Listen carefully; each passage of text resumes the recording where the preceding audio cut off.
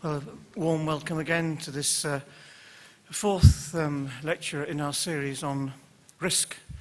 Tonight we're talking about risk and government. And of course the risks associated with government were never more evident than this week, with politicians strenuously seeking to avoid blame from one extreme for starting illegitimate wars to the other for fiddling expenses.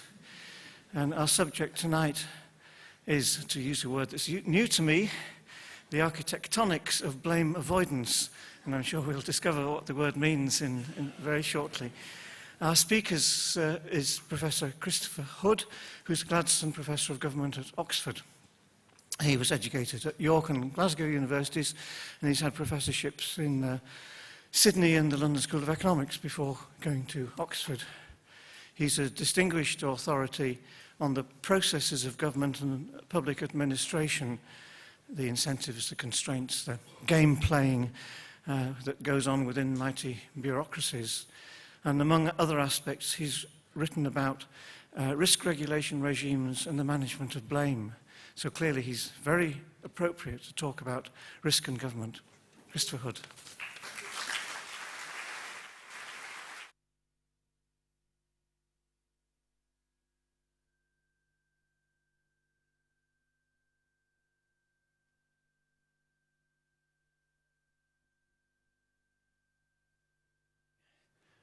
Abstract, which I hope you've seen. My lecture tonight will focus on the risk that matters most in politics and bureaucracy, namely the risk of blame. And I'm going to try over the next 50 minutes to take you through this route here. I want to start with some puzzles, beginning with questions about how political and governmental leaders spend their time. Why did Italy's controversial Prime Minister Silvio Berlusconi spent his first day back at work, following nearly a month's absence after being injured in an attack in mid-December, working on 3 judicial reform bills instead of all the other important things that no doubt were piled up on his desk waiting for his attention? Why, according to Howard Kurtz, did the top White House people during Bill Clinton's presidency of the United States spend, quotes, perhaps half their time either talking to the press, plotting press strategy, or reviewing how their latest efforts had played in the press, unquote, when there were so many other weighty matters that these eminences could have given their attention to?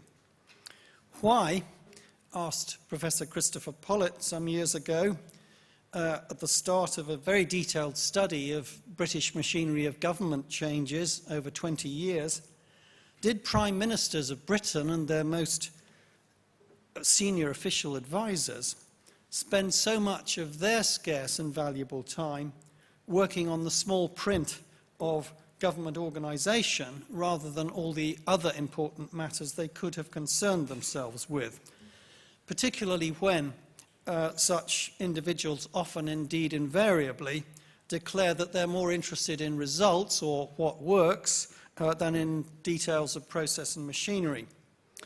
When it comes to government and risk, the subject you've asked me to speak on tonight, there are other things to puzzle over as well. Why are responsibilities for dealing with risks so rarely joined up among different organisations, different levels of government, different office holders? Why is it that when we hit often fairly commonplace risk problems, such as elderly people that might be having difficulty in looking after themselves, even potholes appearing in the road, do we so often find ourselves being shunted around different organisations, at best left to ourselves to make the connections, and at worst reaching a dead end after having been ground down by mutual buck passing and helplines that prove to be anything but helpful? Why, too, in spite of decades of much discussed reforms purporting to promote good governance by improving accountability and increasing transparency in the operations of government, does responsibility for adverse events so often prove to be extraordinarily elusive when, if the vulgar phrase can be permitted in these hallowed halls, the shit hits the fan? Why is it that in spite of so many costly and time-consuming reforms, official and media inquiries after major failures, time and time again, find smoking gun evidence of responsibility so hard to pin down, and tend instead to find a welter of contradictory accounts of exactly who knew what and when, and alleged meetings or communications for which no proper records turn out to exist? Why is it that the regulation of so many risks, from airport security to child minding among groups of friends, why is that regulation so often rigidly bureaucratic and inflexible, in spite of endless speeches and reports calling for imaginative, light touch, proportionate, risk-based regulation? I could go on. I want to argue that an answer, not necessarily the answer, to all of these questions that I've raised is that blame avoidance by politicians and appointed government officials often, not always, trumps other concerns in the conduct and structuring of government in general and in the handling of risk more particularly. And I want to argue that that blame avoidance imperative applies as much, if not more, to the behaviour of appointed officials in government as to that of elected politicians, and that it can extend to other actors as well. So what I want to do in the rest of this lecture is to try to explore the logic of blame avoidance as a key factor in shaping how governments deal with risk. So let's turn to the question of what is meant by blame, blame risk, blame games, and blame avoidance. A few definitions here. In dictionary definitions of the word, and I'm not aware of a language that doesn't have a word for blame, though in this learned audience there may be someone who can correct me. In dictionary definitions, blame is conventionally taken to be the act of attributing something that's considered to be bad or wrong to some person or entity. And that means, as this slide shows, that there are two basic elements involved in blame. One is some perceived and avoidable harm or loss, something that someone or some group of people thinks is worse than it could have been if matters had been handled differently, for example, a wrong medical diagnosis. The second element, also shown here, is some attribution of agency or responsibility. Someone or that group of people can identify a person or an organisation whose acts of commission or omission caused that perceived harm or loss, for example, a specific doctor that made that diagnosis. Now, both of these elements, perceived harm and perceived responsibility, can change over time, and time is often crucial to blame, and that's why it appears on this slide. You can blame someone or some entity at one point in time, but not another. If your parents, for example, limited your consumption of sweets or junk food when you were a child, or made you do your violin practice or your maths homework when you wanted to watch TV, you may have blamed them for it at the time, but in later life you may see things differently. Or conversely, if they let you eat whatever you liked and watch TV all night, you may have given them the credit back then, but came to blame them at a later date for your obesity or dental decay or unfulfilled talent or whatever it may be. Blame often turns on exactly when something happened. In politics and bureaucracy, the killer career-ending question is very often, when did you know something or other? Let me come on to blame games. Of course, we can blame ourselves for avoidable harms and losses, and psychologists have got a lot to say about self-blame. My own nearest and dearest are always telling me that I have no one but myself to blame for many of the things that I complain about. But in this lecture, I'm concerned only with blame as a social or a political process, not self-blame. And as a social process, blaming has to involve at least two sets of actors, those who do the blaming and those who are on the receiving end of blame.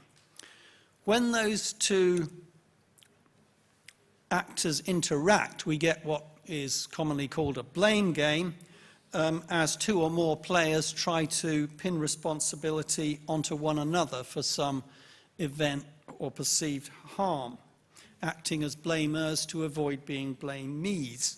You don't need to look very far for examples of blame games in that sense. We saw a very interesting example a couple of weeks ago in the United States when the Democrats lost the previously rock-solid Democrat Senate seat of Massachusetts, and the blame game between the senatorial candidate, Martha Coakley, the White House, and the central party apparatus of the Democrat Party was in full swing long before the polls had closed, with many of those actors devoting their attention to blaming one another rather than trying to get in votes. One commentator on a blog site rather pithily observed, twisting the old platitude, "It's not whether you win or lose, it's how you place the blame." Now, blame, of course, is not a simple and homogeneous phenomenon.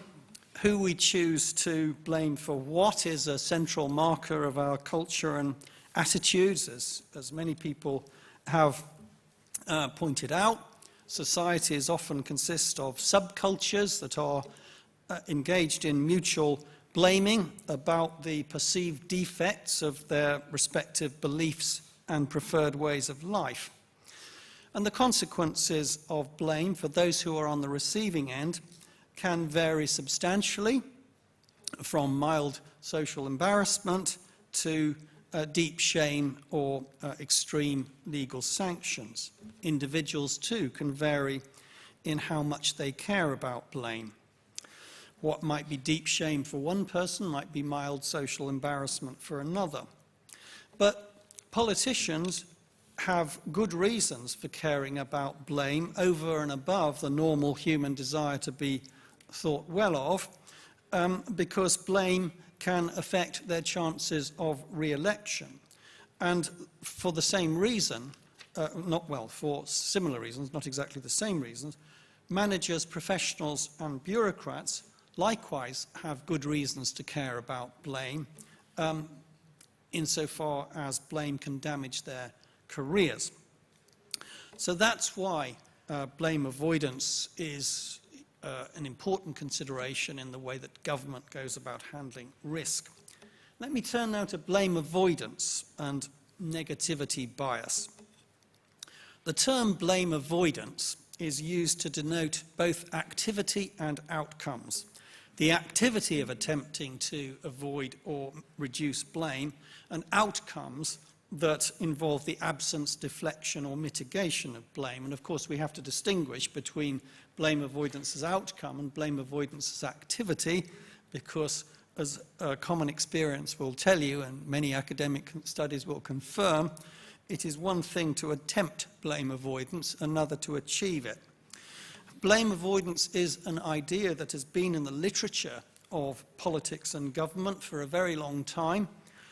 For instance, in the early 16th century, Niccolò Machiavelli observed in his book, The Prince, that, quote, "Princes should give rewards and favours with their own hands, but death and punishment at the hands of others," a theme that's been reworked in many academic articles. Jeremy Bentham, the English philosopher, about 200 years ago in his constitutional code, observed in exasperation that in the system of government Britain had back then, no one is responsible for anything that he does. I wonder what he would make of things today. But the term blame avoidance came into the literature of political science in the 1980s, in particular with the work of Kent Weaver of Georgetown University in Washington. Kent Weaver worked on pension and welfare policy, and his point of departure was the observation, puzzling to him, that the politicians that he observed engaged in these policies often seemed to pass up obvious opportunities for claiming credit that he thought could have brought them electoral advantage, whenever the chance of credit had to be set against the risk of blame. Now, Weaver linked this observation to the phenomenon of so-called retrospective voting that was coming to attract a lot of attention in political science at that time. That is the tendency of voters to base their electoral choices on the past record of a candidate or a party leader rather than on their promises or plans for the future. And he also linked this blame avoidance imperative to negativity bias. So what do we mean by negativity bias? You may have come across this in earlier lectures in this series, I don't know. Negativity bias is one of various names for the commonly observed cognitive tendency for more attention to be paid to negative than to positive information, and for losses to be valued more highly than gains of an equivalent account. Indeed, losses commonly valued between 2 and 4 times more highly than gains of an equivalent account, according to various experimental studies. In politics, too, it is often said that action is often more prompted by dislike of adversaries or enemies than by positive affection for friends. And dissatisfaction is often said to lead to higher levels of political activity, such as turnout or switching votes among parties, than corresponding levels of satisfaction. Elected politicians often turn out to get less credit from the voters for their successes than the blame they get for their failures. Several studies have brought out this phenomenon. Just to pick out a couple of examples, some years ago, Olivier Borras, making a study of how French municipalities had handled the issue of changing France's traditional practice, hope you haven't had your dinner, of spreading sewage sludge on the fields as agricultural fertilizer. He found that those municipalities that performed extremely badly in this task did tend to suffer, the incumbents suffered at the polls, but those that did extremely well had no corresponding advantage. They were not rewarded by the voters. And a study by Oliver James and Peter John of English local authorities a few years ago came to exactly the same conclusion about how incumbents fared relative to performance in English local authorities. Very poor levels of performance tended to attract punishment from the voters, but excellent levels of performance were not similarly rewarded. We also often find that media treatment of public policy developments often focus on the negatives rather than on the positives. An example that I think may be familiar to you is what happened to press reactions to Tony Blair's well-known target systems for health and education. If we take what happened to waiting times, in this case for angioplasty and elective heart surgery, and if we believe those official figures, we see an astonishing decline in wait times relative to the targets set.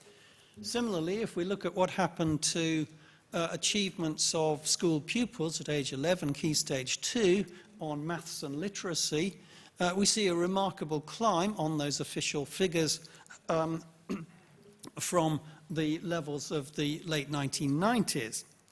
How did the press react?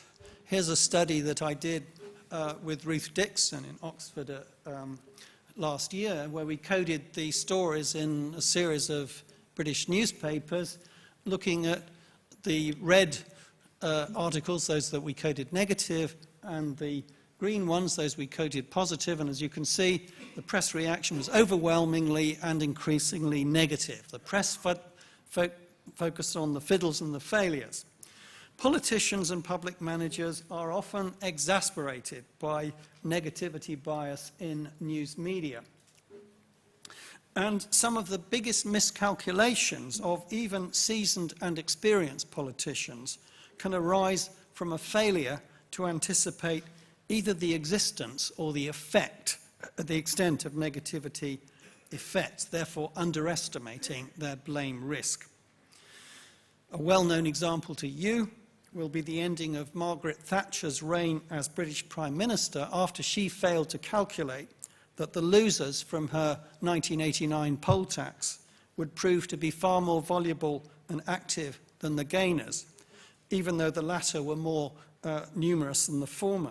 Similarly, Jacques Chirac's long career in French politics never recovered after he failed to calculate that a referendum in 2005 on the new European Constitution would act as a catalyst for everyone in France who was discontented with his rule, rather than a grateful endorsement of a bold new vision of European unity. Negativity bias is often at the heart of bureaucratic behaviour too, and for the same kinds of reasons, because media, legislative committees, and indeed political and bureaucratic masters tend to pay more attention to their failures than to their successes. So risk aversion, or as I would call it, blame avoidance, has commonly been noted as an observable trait in bureaucratic behaviour. So negativity bias gives us one reason for why blame avoidance makes sense as a preoccupation for politicians and bureaucrats, and why it makes sense for blame avoidance to trump credit claiming when those two things come into conflict. At the time when Kent Weaver, who coined this phrase, blame avoidance, was originally writing, similar themes were emerging from writing about social psychology and social choice theory. And in the 20-odd years or so since Weaver originally wrote, the blame avoidance perspective's been developing in political science in several ways. It's come about, it's been developed by people working in the field of welfare policy, exploring how elected politicians are able to make welfare state cutbacks while minimizing the risk of electoral punishment from voters. For example, work on Swedish welfare state cutbacks in the 1990s, observing how politicians in that state worked on ways of making cuts in welfare in such a way as to make the minimum perceived harm such that the labour unions found it difficult to find a clear-cut issue to march against on May Day demonstrations. We've also seen attempts to go beyond Weaver's original insights by work in experimental studies, quantitative studies, looking at how politicians deal with blame over time. If I have time, I will show you this one. This is a study that I did for the Centre for the Analysis of Risk and Regulation in the LSE, where what we did was to look at two fiascos over school leaving exam marks, and the top one relates to the Scottish Highers failure of 2000, and the bottom one refers to the English A-level fiasco of 2002. And what we did was to code the level of blame coming from the media every day, and that's what you see in those columns. And we were then able to look at what the responsible office holders did on each one of those days when they were dealing with blame coming from the media, and then that gives you the ability to look at what difference does it make what they say to deal with blame and what happens in the following day. We found that in England, it did make some difference what the politicians said as to what the following day's blame would be. In Scotland, nothing they could say could escape them from blame. Now, what I want to turn to now is the roads to blame avoidance.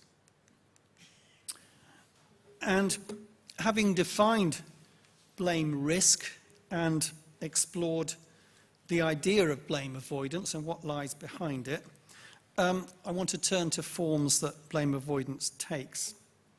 If we go back to what I described earlier as the basic elements of blame, namely the perception of avoidable loss or harm and the perception of agency or responsibility, then it follows that strategies for avoiding blame must logically work on either or both of those two elements, either by reducing perceptions of harm or by reducing perceptions of agency, or both.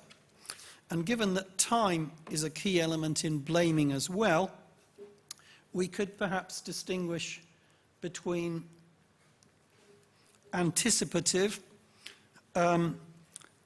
approaches to blame avoidance, seeking to stop blame before it starts, for instance, by the well-known tactic of pre-buttal, or getting your retaliation in first, from those that are reactive, operating after blame has got started, like a fire crew going to put out fires. So logically, we could imagine a 2-by-2 table of these kinds of possibilities. But if we turn from these logical possibilities to looking more inductively at the literature on the subject, the specific strategies for blame avoidance that tend to be most discussed in the literature are what in previous work I've termed presentational strategies, agency strategies, and policy strategies. Presentational strategies focus on changing or shaping perceptions, often of harm, but sometimes of responsibility too.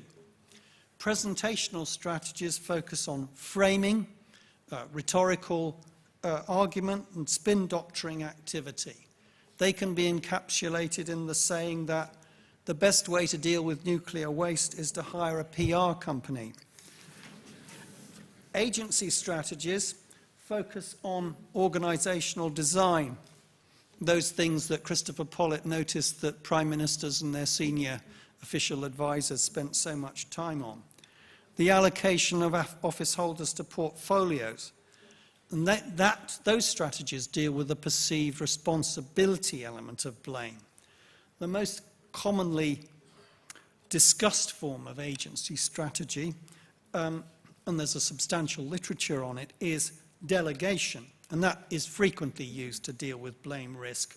For instance, it is notable that the BSE fiasco, which caused so much political trouble for British government in the 1990s, and the trouble over release of foreign prisoners on their release from prison into the community, which caused trouble for the Labour government in the 2000s, indeed brought down a Home Secretary.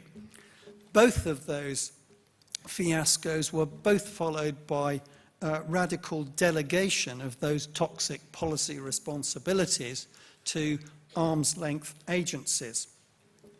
Policy or operational strategies focus on the process of policy and the standard operating routines that organizations follow, rather than with distribution of responsibility in an organizational structure, again, mainly to deal with the responsibility element of blame.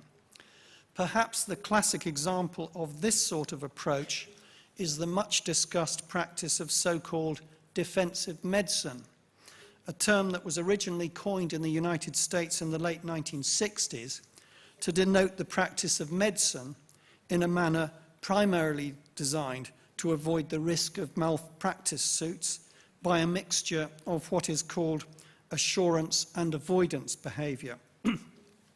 Avoidance behaviour denotes avoidance of high-risk patients, such as medical malpractice lawyers or their families, while assurance behaviour denotes the pursuit of every possible diagnostic or therapeutic option, or the following of standard protocols in every case to reduce the risk of allegations of negligence.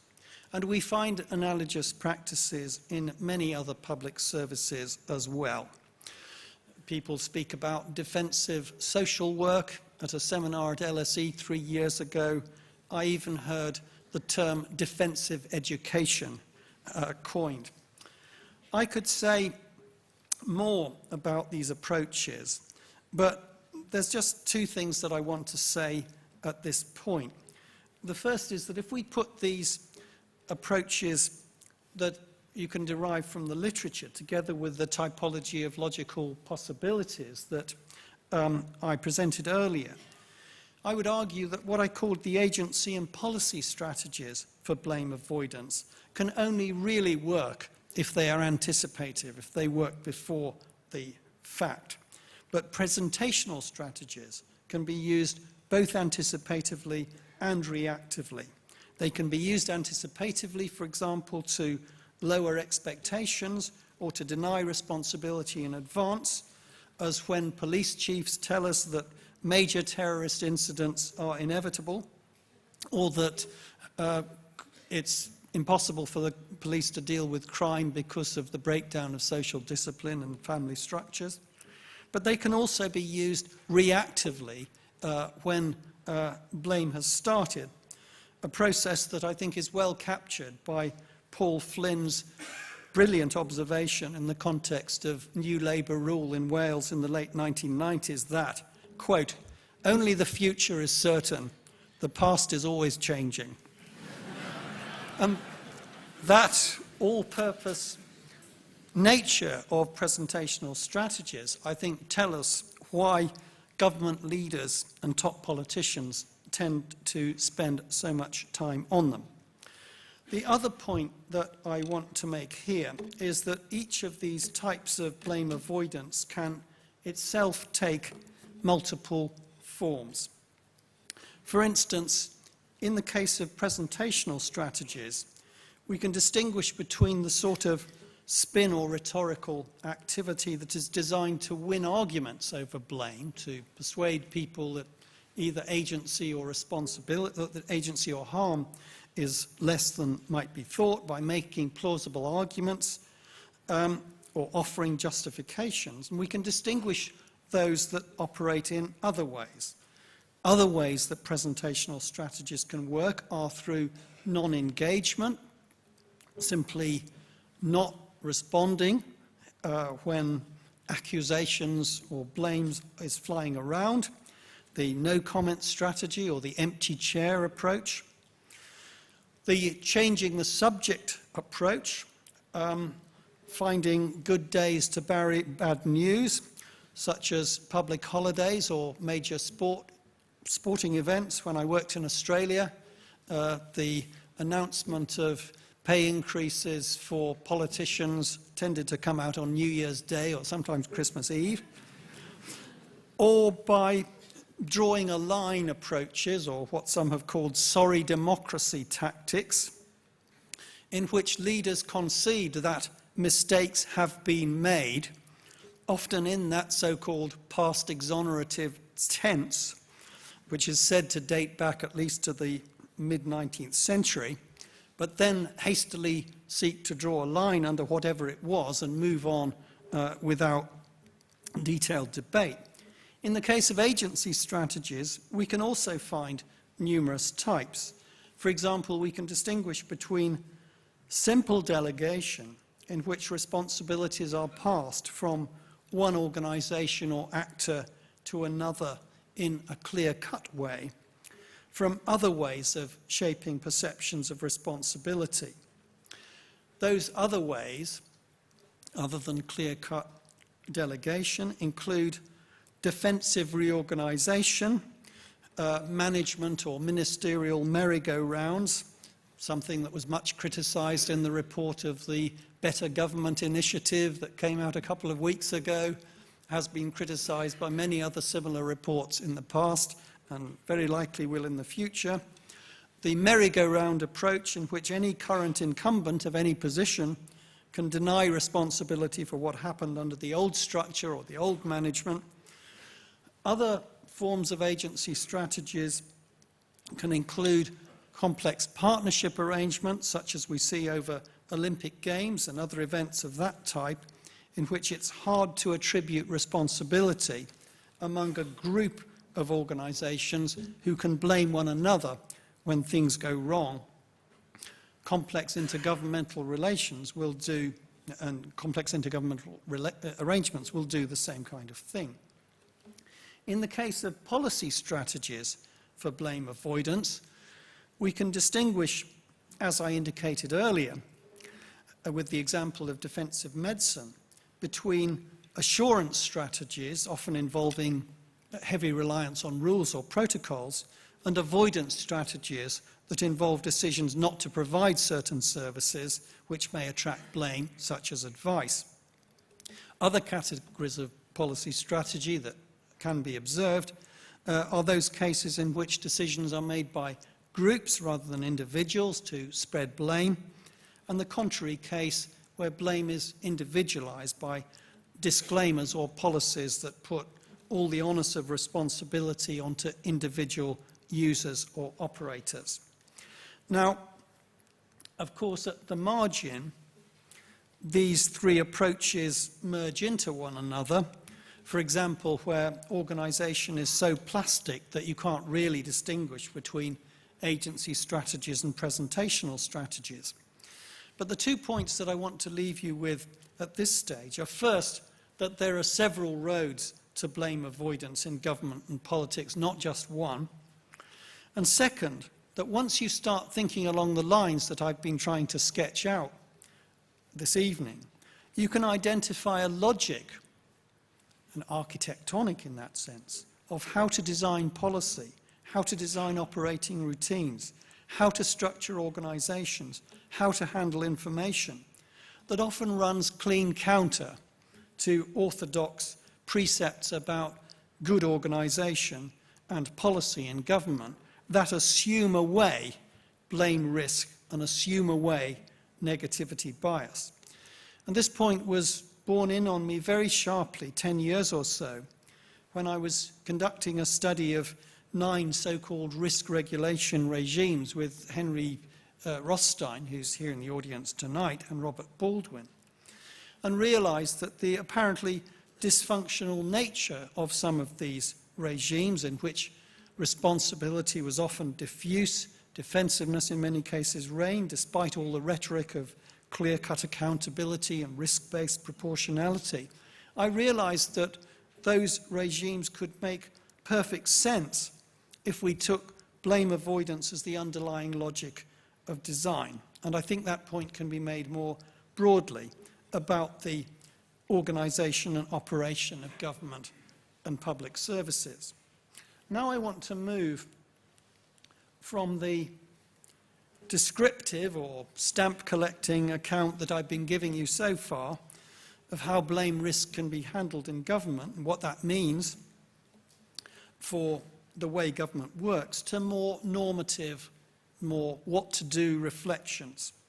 Now, like social conflict, blame avoidance, and blame games, mutual blaming amongst individuals and organisations, trying to disclaim responsibility for perceived loss or harm, these things generally get a bad press. They're a favourite target of media attacks, of satirical jokes, even of more academic work, the tone of which is very commonly to frown upon blame games and blame avoidance as dysfunctional, decidedly unheroic, and a rather unsavoury aspect of politics and bureaucracy that the world would be better off without. No self-respecting superhero of popular culture would dream of concerning her or himself with blame avoidance. blame cultures tend to be castigated by politicians, commentators, and public managers as something we need to get away from into some better blame-free world. If you look on the internet for jokes about blame and blame avoidance, you find they almost invariably focus on the negative aspects of blame, and social conversations on the subjects, at least the ones that I'm involved in, very often take the same tone. But just as Lewis Koser many years ago pointed out that social conflict could have positive functions, I would like to close this lecture by challenging this often implicit or semi-explicit view by trying to offer a slightly more nuanced perspective and generally putting in a bit of a good word for blame as a phenomenon, for blame games, and even for some, at least, kinds of blame avoidance activity in the handling of risk. So I'd like to argue that blame and the desire to avoid blame can have positive social and political effects. It can lead individuals to follow rules and conventions and observe social restraints that they would not otherwise do. A so-called blame culture may have its disadvantages, but if we imagine the opposite, a no blame culture, we can see that that is far from problem-free too. It would be a world in which there are fewer incentives to take care about how we behave, what we say to whom, how we conduct our personal lives, and what we do at work.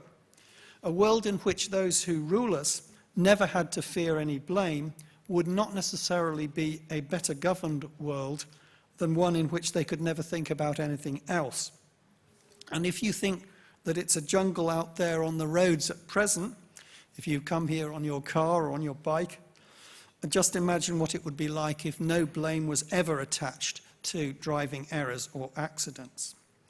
And I think it should be said too that even blame games, in the sense of mutual blaming among two or more potential blamees, can have positive effects too, even though, if anything, they get a worse press than blame cultures.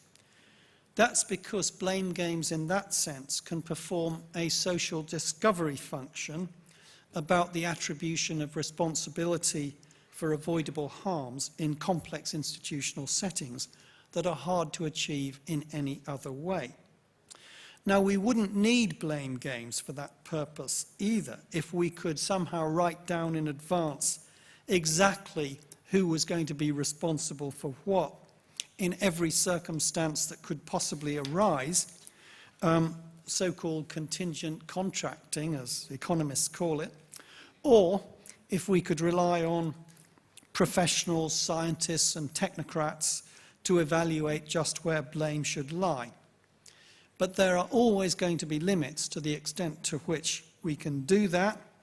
There are going to be limits to the contingent contracting, write down everything in advance approach, try running your own family that way. And there are also limits to which we can leave evaluation of blame to professionals and technocrats. Expert evaluation is very often limited by lack of available data or by disagreement among the scientists, experts, or professionals themselves.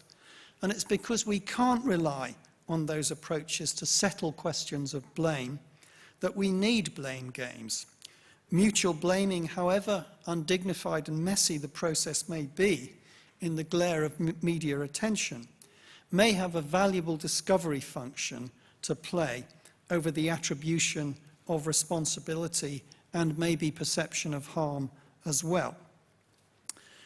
Finally, blame avoidance behaviour is not necessarily all bad either. Of course, there are some obvious dysfunctions that can follow from preoccupations with blame avoidance, where blame risks shape the way that every other kind of risk is handled. It can lead to attempts to shift the burden of responsibility for adverse outcomes from those who are best placed to handle the risk to those who are least prepared to do so. And it can in some cases lead to heightened risk to individuals and greater costs to society as a whole, something that has been much stressed by critics of defensive medicine, who point out that the mixture of assurance and avoidance behaviour that it involves both greatly increases the overall costs of healthcare, whether those costs are met from general taxation or from insurance charges, and can expose individuals to greater health risks as a result from the damage that over-testing can do, for example, when X-rays or CT scans are used.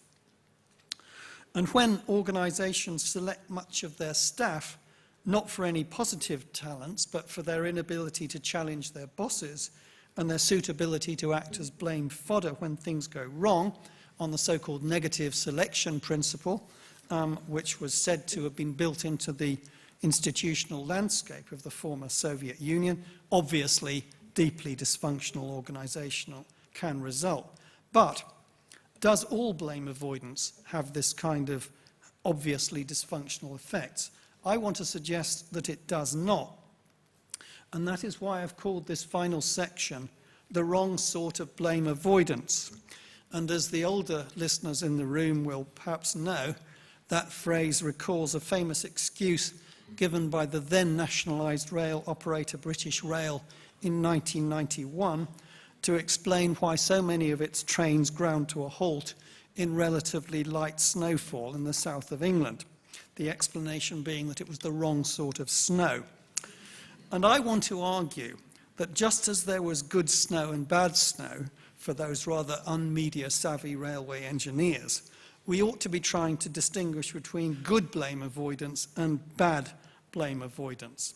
So I want to argue in conclusion on the wrong kind of snow principle, that not all blame avoidance activity is negative in its effects on governance or risk management.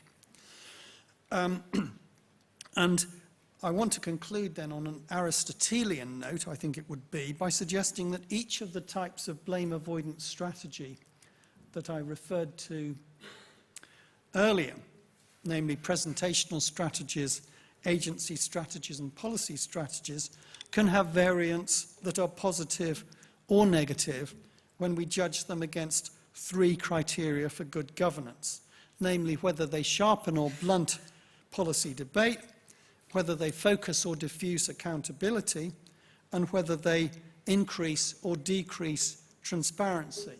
And if we use that sort of criterion, it would follow that those presentational strategies that are designed to engage in argument by offering persuasive excuses or justifications for why something was done or not done can be considered positive against that first criterion, while those presentational strategies that are designed to evade arguments by changing the subject or killing debate in some way are negative. Similarly, those agency strategies that involve clear-cut delegation of authority can be considered positive against the second criterion, that is, they focus accountability, while those strategies that are concerned with muddying the waters of perceived responsibility, the defensive reorganisation, the multi-organisational arrangements that leave responsibility vague, would count as negative. And those policy strategies that involve avoidance behaviour, for example, in decisions not to provide service that may attract blame, and some aspects of assurance behaviour too, such as rule following, might be considered positive against the transparency criterion, while policy strategies such as herding in decision-making might be considered negative. So to conclude, and returning to the general theme of government and the management of risk that you asked me to reflect upon this evening, my argument has been twofold. First, that to understand how government manages risk, it's important to pay attention to the risk that ordinarily matters most in government and bureaucracy, namely the risk of blame. And secondly, that blame games and blame avoidance, though they almost invariably get a bad press, are not all bad, and that in some cases at least they can have positive effects on some conventional criteria for good governance. The problem then becomes, how can we tell good from bad blame avoidance, and how can we encourage the good kinds and discourage the bad forms that undermine the quality of government? After 50 minutes, I will not weary you by trying to offer a lengthy answer to that question, beyond observing that while there may be some scope for tackling that issue by formal or legal measures, or even by what some lawyers call soft law, it is mostly to politics with a small p as well as a large P, that is social processes of naming, shaming and claiming, that we need to look to in controlling this phenomenon. I think there are limits to which we can discourage the wrong sorts of blame avoidance and encourage the right sorts by bureaucratic and technocratic means. And if there is a fix, I think the fix must mainly be a political and democratic fix. Thank you.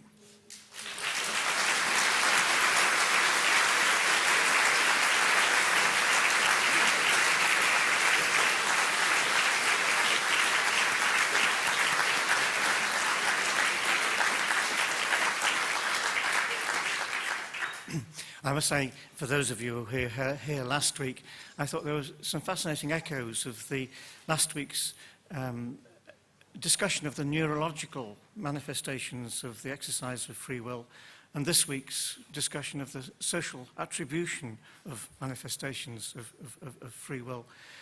But it leaves me wondering, what is the social evolutionary origins of negativity bias?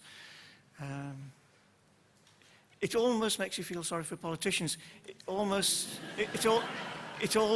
makes you feel that there's a purpose in having spin doctors.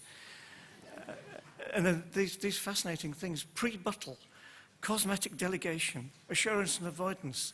You know, the things they teach to aspiring politicians in Oxford these days. But it has been a fascinating analysis. The dynamics of the way that blame sloshes around the system, because clearly it's very important that the buck stops somewhere. And this is an analysis which has, I think, profound implications for notions of accountability in a democracy. Professor Hood, thank you very much.